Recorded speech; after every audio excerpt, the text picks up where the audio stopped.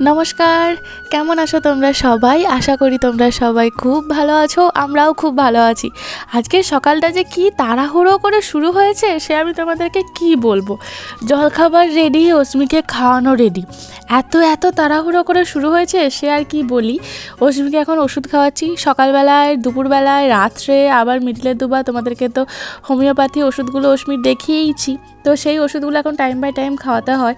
অস্মি এখন দৌড় দেবে, মানে ঘরে থাকবে না, খাওয়া দাওয়া হয়ে গেছে, তো তার ফাঁকে আমাকে একটুখানি ওষুধটা খাইয়ে দিতে হলো। কারণ এই যে দৌড় দেবে, এরপর ওকে ধরে নিয়ে এসে ওষুধ খাওয়ানো, সে একটা বিশাল বড় ঝক্কি বাবা। তো সেই জন্য ও বেরিয়ে যাওয়ার আগে আমি একটুখানি ওষুধটা খাইয়ে দিলাম। এবারের মতো আমার শান্তি যে হ্যাঁ, ওষুধ খেয়েছে, খাবার খেয়েছে, এবারে যাক খেলতে।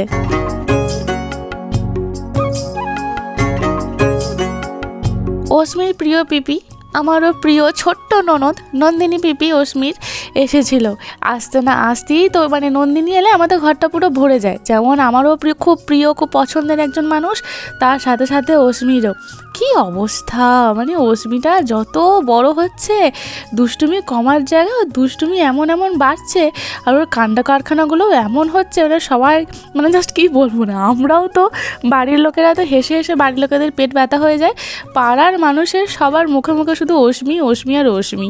উফ, অস্মি রানীকে খাইয়ে পাঠিয়ে দিলাম, আমার এখন শান্তি। ধীরে সুস্থে এবার সব কিছু করবো।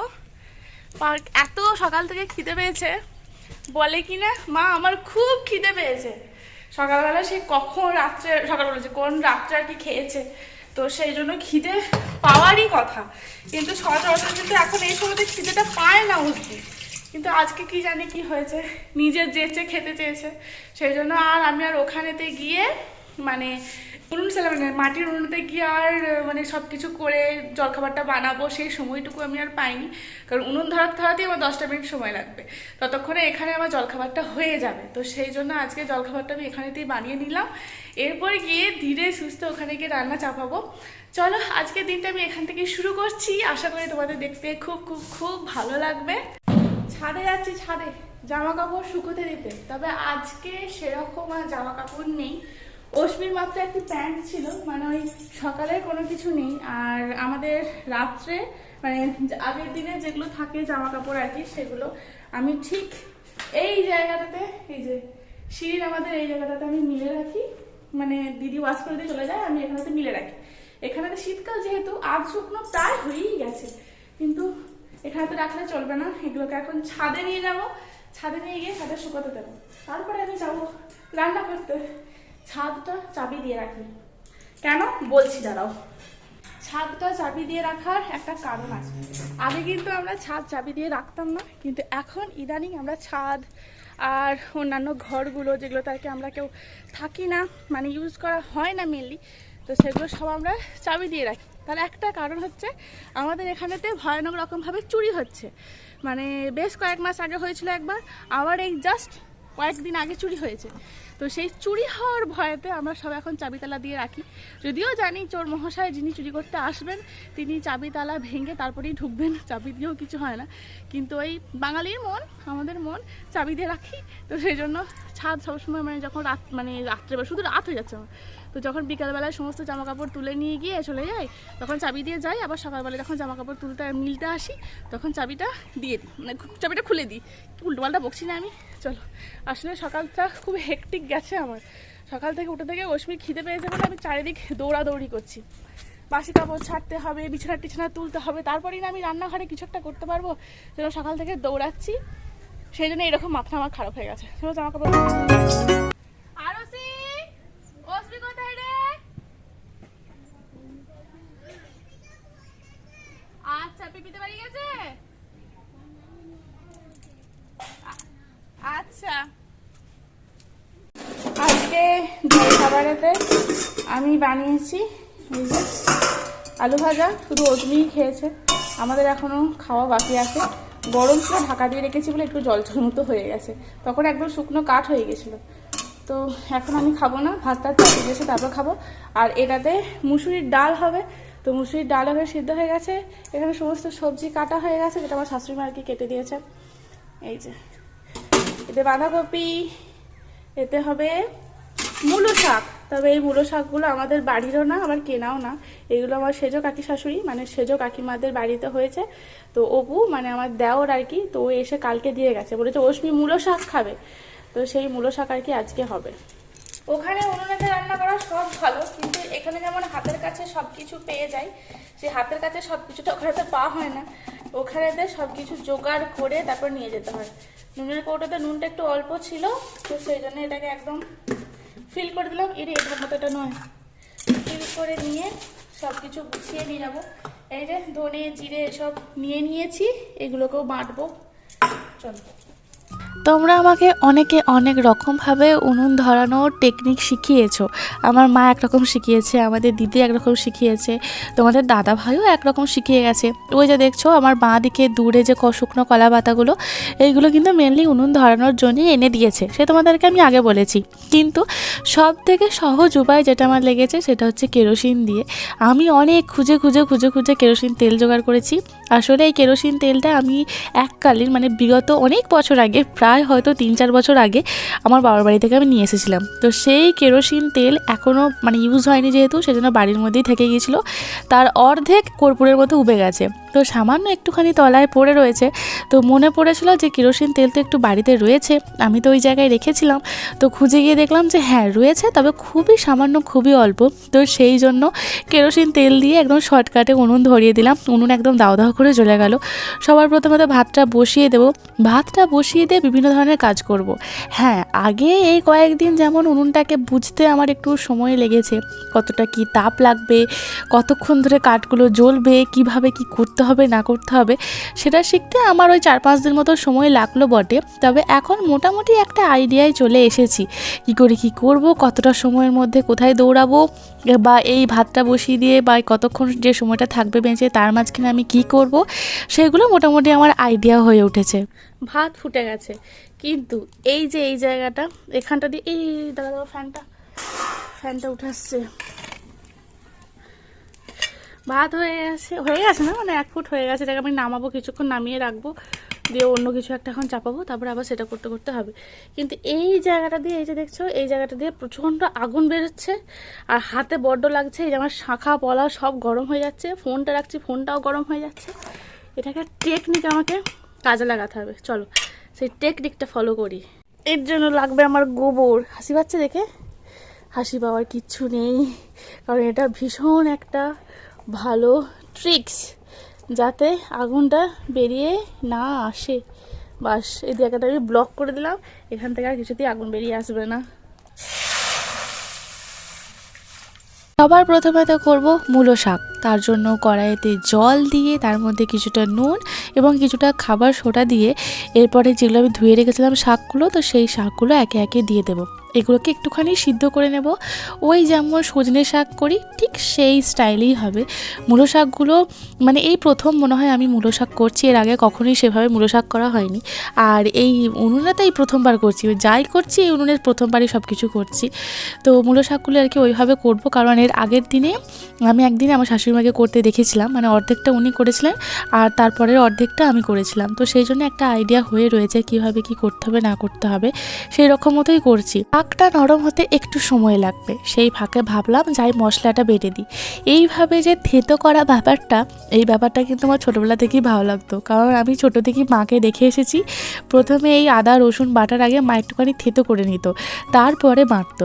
ধীরে ধীরে আমিও মা হয়ে উঠেছি। কি বলো মা? আমি জানি আমার মাই ভিডিওটা দেখছে। মা কীরকম লাগছে? তোমার মেয়ে, যে মেয়ে শিলনোড়াতে মশলা বাটতে পারতো না, আজকে সেই মেয়ে পাকা গিন্নির মতো শিলনোড়াতে মশলা বাটছে এবং সেই মশলা দিয়ে সে জালের জালে মানে উনুনে রান্না করছে। আমি যখন মাকে প্রথম দিন এই কথাটা বলেছিলাম যে মা জানো আমি এরকম মাটির উনুনে রান্না করছি ঠিক তোমার মতো, মা প্রথমেই একটা কথা বলেছে, ঠিক তোমরা যেমন অনেকেই আমাকে এই কথাটা বলেছো, ওইভাবে মাটির উনুনে রান্না করো না, গ্যাসটাকে নামিয়ে নিয়ে সেখানে বসে বসে রান্না করো।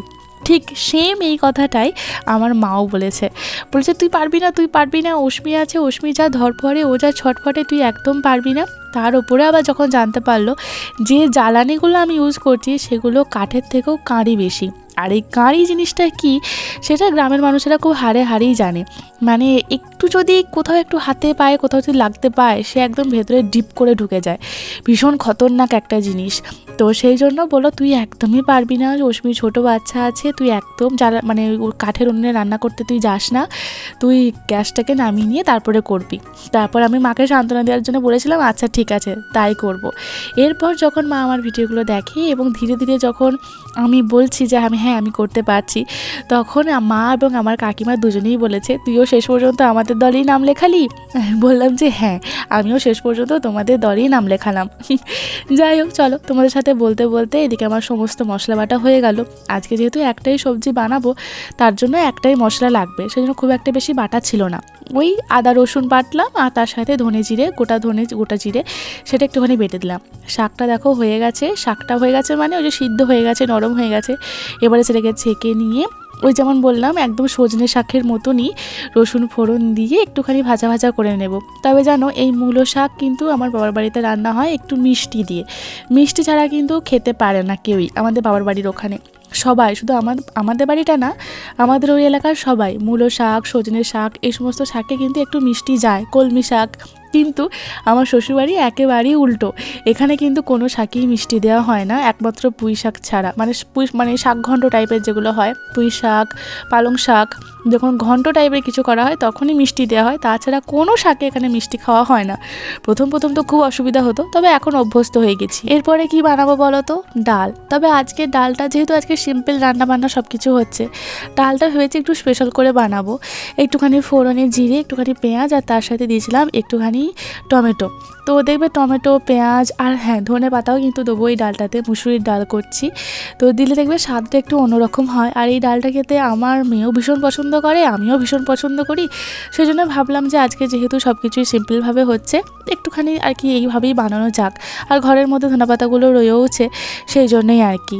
তোমার হাতে কি? আবার ওখানে উঠছো? তোমার হাতে কি কি আমাকে একটু দেখাও। কি আলু? মানা সবার জল খাবার খাওয়া গেছে, দাদার এখনো খাওয়া হয়নি, তুই দাদুর আলুগুলো নিয়ে চলে এলি? দাদার জন্য রেখেছো? দাদা তো কম পড়ে গেল। আমি যে সবাইকার জন্য ভাগ ভাগ করে রেখেছিলাম, তোমাকে খাইয়ে দিলাম, মা খেলো, ঠাকুর খেলো, দাদার জন্য রেখেছিলাম, তুমি দাদার থেকেও ভাগ নিয়ে নিয়েছো? হ্যাঁ, আর তুমি যে পিপির সাথে গেলে চলে এলে? অত আলু খেতে নেই মা, পেটে ব্যথা হবে কিন্তু। আলুর পুরো পোকা তৈরি হচ্ছে, এত আলু খেতে ভালো লাগে? ডাল ফুটে গেছে, এরপর ডালটাকে নামিয়ে নেব। দেখো কত সুন্দর হয়েছে। আজকে ডালটা একদম পুরো অন্যরকম, বহুদিন এরকম আমি ডাল করি না, আজকে করলাম। চলো ডালটা নামিয়ে নিয়ে এরপর নেক্সট রান্না, এই রান্নাটা হলেই মোটামুটি হয়ে যাবে। আর মাঝখানে স্নানও করাতে, মানে অশ্মিকে মাঝে মাঝে গিয়ে ছোটো ছোটো দেখতে হচ্ছে, তার মাঝখানে উনুন নিভে যাচ্ছে, আবার নতুন করে করতে হচ্ছে সব কিছু, সেই জন্য একটু দেরি হচ্ছে। না হলে আজকে খুব তাড়াতাড়ি রান্না হয়ে যেত। আজকে ওই যে বাঁধাকপির তরকারি আজকেও হবে, তবে আজকে আর মাছের মাথা দিয়ে করব না, আজকে সিম্পল যেভাবে বাঁধাকপির তরকারি হয় তো সেইভাবেই করব। তবে আজকে বাঁধাকপির তরকারিটা আমার পেঁচোয় পেয়েছিল, একটু করে করছি, একটু করে দৌড়াচ্ছি অশ্মির পেছন, কারণ অশ্মি আজকে প্রচুর দুষ্টুমি করেছে। মানে এত দুষ্টুমি করেছে, মানে অন্যায় করেছে যাকে বলে, দুষ্টুমি তো নয় অন্যায়। আবার তোমরা হয়তো অনেকে বলবে ও ছোটো ছেলে কি অন্যায় জানে, আসলে ও যে সমস্ত দুষ্টুমিগুলো করে মানে সত্যি খুব খারাপ লাগে। মানে অশ্মির বাবা এত সুন্দর এত শখ করে গাছগুলো লাগিয়েছে, এত বারণ করছি তা সত্ত্বেও ওর ফুলগুলো ফুটেছে, ওর এত ভালো লাগছে, ও গিয়ে সেই ফুলগুলোকে তুলে নিয়ে চলে আসছে। বারবার মানা করছি, বারবার ওর পেছন যাচ্ছি, মানে এই করতে করতে একবার তো মানে তলায় লেগেই গিয়েছিলো, মানে জাস্ট হালকা লাগতে আরম্ভ করেছিল, আর একটু বেশি সময় থাকলে হয়তো পুড়েই যেত। মানে এত কিছুই আর কি হচ্ছে। আর জালের মানে এইভাবে জ্বালানি দিয়ে যেহেতু আর কি জ্বালাচ্ছি, তো সেহেতু না খুব কখনো কখনো হাই আঁচ হয়ে যাচ্ছে, কখনো কখনো কীরকম হচ্ছে। মানে ওই যে বলছি ওই বাঁধাকপির তরকারিটা করতে আজকে আমার পেঁচোয় পেয়েছিল। এই তোরা কি ভেবেছিস বলতো আমাকে? হ্যাঁ, কি ভেবেছিস তুই? হে ভগবান, এবার দেখ আমি লাঠি ধরছি। এই ফুলের কুড়িগুলো কেন তুলছিস? অশ্মি, ফুলের কুড়িগুলো কেন তুলছিস বল? কি কাণ্ডটাই না দুজনে মিলে করছে। আমাদেরটা বেশি বদমাস, অস্মি এত দুষ্টু মানে কি বলবো, সব থেকে সেরা, মানে ওর মতো বদমাস মনে হয় পাড়ায় কেউ নেই। তো একবার ওদেরকে বকাঝকা করে এলাম, এসে আবার এই যে দেখলাম যে আবার যদি ধরে যায় তলায়, মানে ওই ভয় ভয় করছিলাম। আর শেষকাল একটুখানি আর কি তলায় লাগা লাগা মতো হয়েও গিয়েছিলো, পড়েনি, ওই জাস্ট আর কি একটু লাল লাল মতো হয়ে গিয়েছিলো। তো এই আর কি, চলো এবারে সামান্য একটুখানি জল দিয়ে ঢাকা চাপা দিয়ে গেলাম অস্মিকে স্নান করাতে। আর মহারানী একটু কাঁদছিলেন, ওকে একটুখানি এবার ভোলাতেও তো হবে। অস্মি অস্মি অস্মি আমার সোনা কেন দুষ্টুমি করে রে, কেন দুষ্টুমি করে রে, মার জন্যে খায় রে, বকুনির জন্যে খায় রে, আমার সোনা নাকি রে। এ আরশি, আরশি, অস্মিকে দেখেছিস? অস্মিকে, অস্মি এখন স্নান করবে রে, অস্মি এখন স্নান করবে না। তাহলে কেমন করে করবো? এরকম করে, আচ্ছা এরকম করে করে চাপবে। অস্মি এখন স্নান করবে রে, অস্মি এখন স্নান করবে রে। হাঁপিয়ে গেলাম। হ্যাঁ, তোকে নিয়ে আমি পারি? আমি যে হাঁপিয়ে যাচ্ছি। আরশি রানী, আরশি রানী, অস্মি রানী, অস্মি রানী। তোমাকে দেখা, ও বলছে আমাকে দেখতে পাইনি, ওকে দেখতে পাইনি, তারাও বসি। আরশি রানী, আরশি রানী, অস্মি রানী, অস্মি রানী। এই যে আরশি, এটা অস্মি নাকি? আরশি কয় দেখি। এই যে আমাদের আরশি। চামড়া চামড়া করে লামড়ে, করে চামড়ে।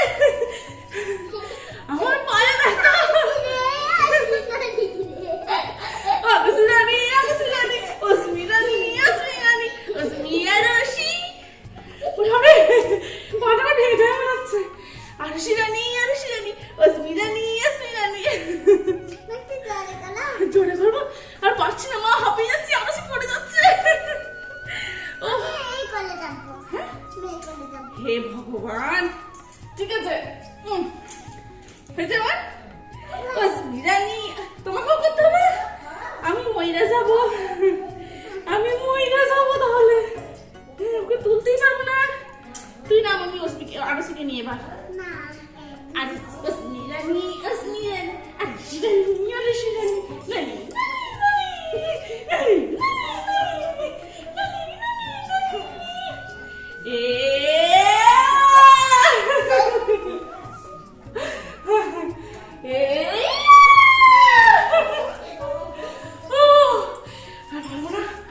হাঁপিয়ে গেছি।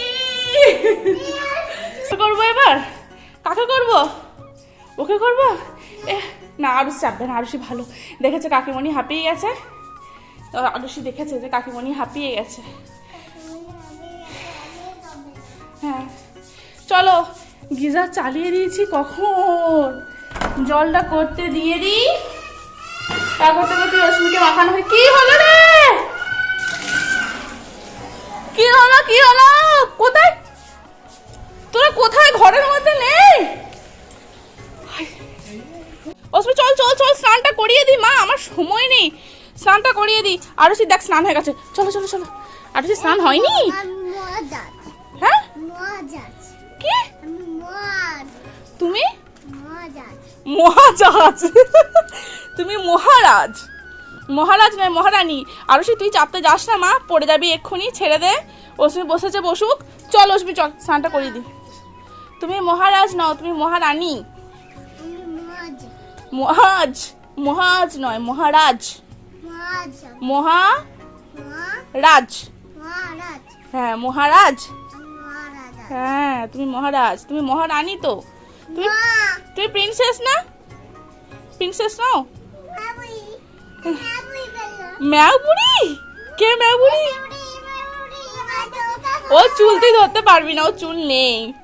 তোর যা চুল আছে, আরশি যদি ধরে তোর মাথাটা তাহলে যাবে। হ্যাঁ দেখেছিস, তোর যা বড় বড় চুল। এই হয়েছে হয়েছে হয়েছে হয়েছে, অস্মিকে স্নান করিয়ে আবার সোজা রান্না করতে চলে এলাম। তো ভাতটাও মাঝখানে কিন্তু আমি করে নিয়েছিলাম, মানে এই একবার করে ওদেরকে সামলাচ্ছি আর একবার করে এদিকে আর কি ছুটে ছুটে আসছি, একবার করে জালটা ঠেলে দিয়ে যাচ্ছি উনুনের ভেতরেতে, যাতে আর কি আগুনটা বেরিয়ে না চলে আসে। মানে এখানেতে করার আর কি যত ভালো আছে তত আর কি এর খারাপও আছে, তো সব দিকেই মাথায় রেখে সব কিছু করতে হচ্ছে এই আর কি। চলো আজকের ভিডিওটা আমি এখানেতেই শেষ করলাম। ভিডিওটা তোমাদের কীরকম লাগলো অবশ্যই কিন্তু কমেন্ট করে লিখে জানিও। আবার দেখা হচ্ছে খুব তাড়াতাড়ি নতুন একটা ভিডিওর সাথে। Tata, bye bye and take care.